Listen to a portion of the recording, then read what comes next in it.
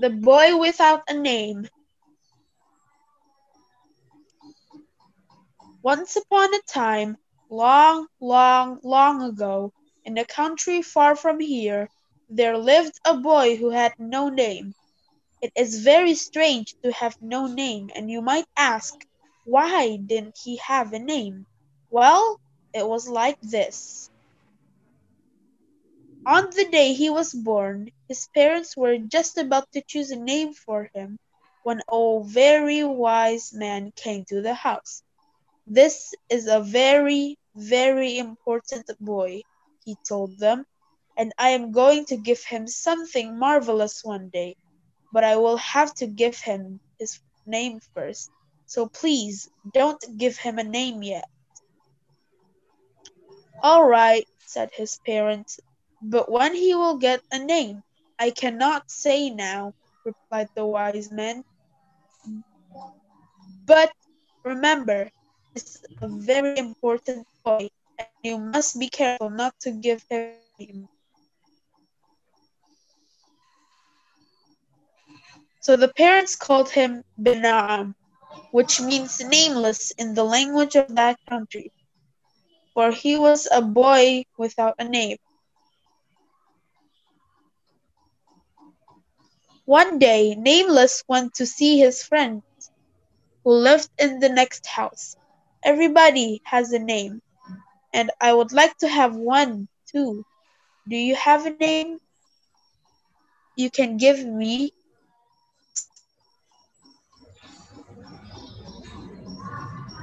he asked. The other boy said, "I only have one name. It is Anwar. That is my name, and I need if I gave it to you. What would I do for a name? Besides, what would you give me if I did give you my name? You haven't got anything."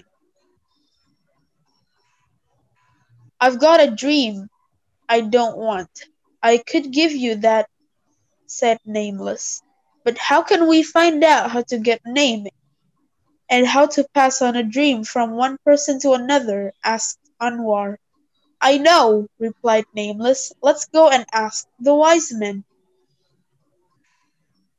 Now, the wise man knew everything, and unfortunately he didn't live very far away. So Nameless and Anwar went to his house and they knocked on the door. As soon as he saw them, the wise man said, "Come in, Nameless and Anwar," even though he had never seen them before. "How did you know who we were?" they asked. "I know many things, and besides, I was expecting you," said the wise man. "Sit down here, and I'll see what I have in my magic boxes," he continued.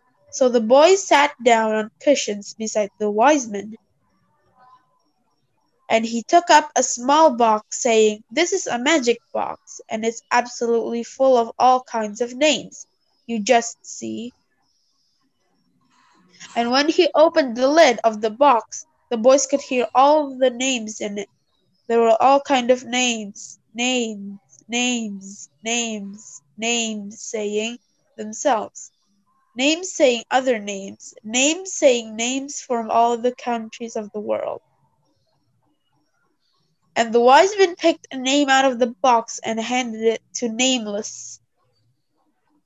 And the name jumped onto his hand, ran up his arm, and sprang onto his shoulder.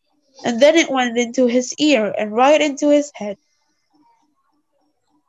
And he knew that he had a name. "Hooray! Hooray!" he said. "I've got a name. I am Husni." Husni was his name. Then Anwar cried out, "But I want the dream that Husni promised me." "Patience, my boy," said the wise man. And he picked up another box and opened its lid. "This is a box of dreams that people don't want," he said. "You just stroke your head to take the dream out of it, Husni, and then put the dream into this box." And Husni did so, and sure enough, when he stroked his head, he found that his dream came into his hand. And when he put his hand down near the box, The dream popped into the box. Then the wise man took up another box and he opened the lid and said, "This box is full of wonderful dreams."